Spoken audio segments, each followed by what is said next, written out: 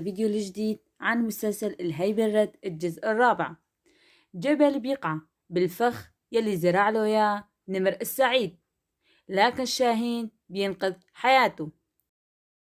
من الهيبة الرد بالحلقة 22، لما نمر السعيد بعت لجبل رسالة من جهاز عصام بوجود شحنة جديدة من الحبوب المخدرة.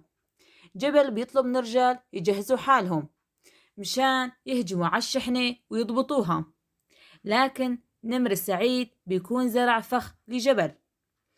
نمر السعيد بيبعت العنوان من جهاز عصام لجبل، وجبل بيروح هو ورجال عن عنوان، ونمر السعيد بيبعت السيارات لكنها بتكون فاضية، وبيطلب من شاهين إنه يأمن الطريق مشان مرور الشاحنات.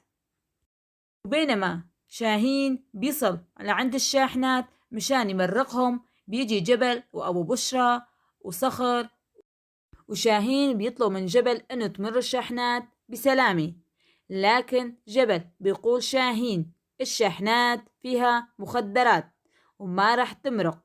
وبهاي اللحظة بيشوف شاهين رجال نمر السعيد يهجموا عليهم وبيحاولوا يقتلوا جبل شيخ الجبل.